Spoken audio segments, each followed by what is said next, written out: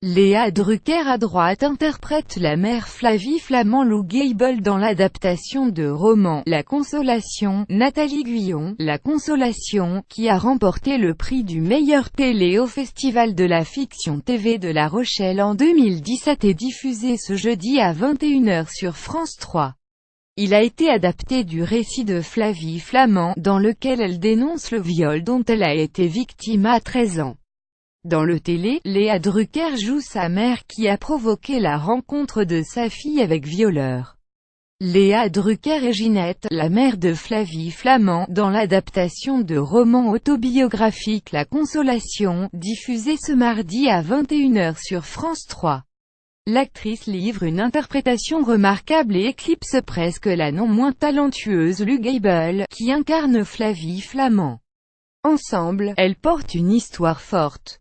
Léa Drucker, qui joue également une psychologue dans la série Le Bureau des légendes, a tenté de déceler pour 20 minutes les ressorts psychologiques de cette femme à la personnalité complexe. Que ça met une pression supplémentaire de jouer le rôle d'une femme réelle et qui va se voir à la télévision, c'est délicat. De toute façon, Ginette n'est pas cette femme, elle est l'interprétation que je fais d'un personnage composé par une réalisatrice à partir d'un livre écrit par Flavie Flament.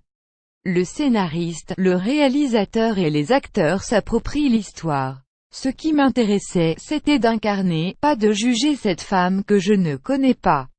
C'est intéressant de voir comment une relation fille-mère peut devenir névrotique sans que le télé soit un copier-coller de la vie de cette famille.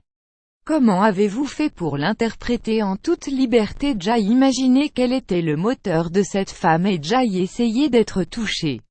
J'avais besoin d'être touché. Son humanité rend l'histoire d'autant plus perturbante. Cette femme vit en plein chaos, elle s'ennuie, elle est complexeur, a été mal aimée. Jai posait quelques questions à Flavie Flament, qui était sur le tournage, sans être trop intrusive. Je voulais être imaginative et créer ma propre relation avec Lou Gable, qui interprète Flavie. J'avais besoin de distance, de m'échapper pour que ça marche. Gigi dit des choses très violentes à sa fille, mais on se demande si elle s'en rend compte. À aucun moment je ne me suis dit « je veux être méchante », les gens qui ont une perversion narcissique se voient comme des victimes. Cette femme avait un rêve très fort, tout ce qui n'allait pas dans le sens de rêve, elle le vivait comme une attaque personnelle. Quand elle dit à sa fille qu'elle est un boudin, qu'elle est moche, je trouve ça vraiment très violent, mais elle croit qu'elle le dit pour le bien de sa fille, que c'est important pour éducation, elle n'a pas la volonté d'être méchante, de faire mal. Elle pense qu'elle l'aide et perd le contrôle au final. Elle a des compulsions, des obsessions difficiles à maîtriser. Elle pense que sa fille va résoudre ses problèmes personnels. C'est courant de rencontrer des gens qui pensent ça, mais ça n'existe pas dans certaines scènes. Cette femme fait de la peine, mais l'instant d'après, elle redevient une teigne.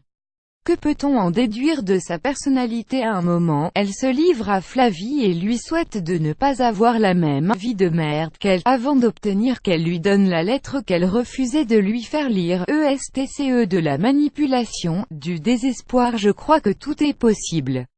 C'est très douloureux pour elle de voir sa fille lui échapper, et quand elle obtient la lettre, tout se résout. C'est de la vraie maltraitance, elle devrait être prise en charge, toute la famille devrait être prise en charge à ce niveau-là. Elle ne semble pas vraiment aimée par Marie ni par sa mère, son mari est un lâche passif, dépassé. Elle a un caractère plus fort. C'est une personnalité riche, drôle, gaie. Tout tourne autour d'elle, lui ferme les yeux, ne cherche pas à savoir et n'intervient pas. Elle a eu du mal à exister dans sa famille, elle a une forte blessure narcissique, se retrouve face à un frère qui a réussi et un père méprisant. Elle est coincée dans une case qui ne lui correspond pas forcément. Quand on ne coupe pas le cordon avec sa famille, on est dans le pétrin, et c'est le cas de tout le monde. Sa vision d'elle-même est encore plus mauvaise à cause de sa fille, qui est jolie, qui brille. Elle éprouve un mélange de fascination et de répulsion pour elle. À un moment, elle semble hésiter à envoyer sa fille de 15 ans passer un week-end seule chez un photographe de 40 ans, comme si elle se rendait compte qu'elle n'a pas la bonne attitude avec elle. Elle joue le rôle de la mère responsable, mais objectif reste que sa fille parte chez cet homme. Elle a des petits éclairs de conscience et de lucidité quite rapidement balayés par ses rêves. Ses signaux, ses sursauts, est étouffé par ambition. Son rêve prend le pas sur tout le reste, y compris rôle de mère. À un moment, elle se regarde dans le miroir, et on comprend qu'elle a du mal à assumer sa décision. Elle fait un déni du négatif de ce week-end. Elle cherche quand même des informations sur ce qui s'est passé, elle choisit donc le compromis le plus coupable. J'ai vraiment eu la nausée sur cette scène. C'est terriblement humain, ça n'est pas manichéen. Ça nous permet de réfléchir. Se reflète-t-il votre engagement personnel? Je suis en accord avec le combat de Flavie sur le délai de prescription. Allonger le délai de prescription, c'est redonner la parole aux victimes qui n'ont pas pu parler. L'épreuve qu'elles ont subie les enferme dans le silence, et le délai de prescription les empêche de reprendre la parole quand elles ont été capables d'être reconnues comme des victimes, mais je ne suis pas très engagée.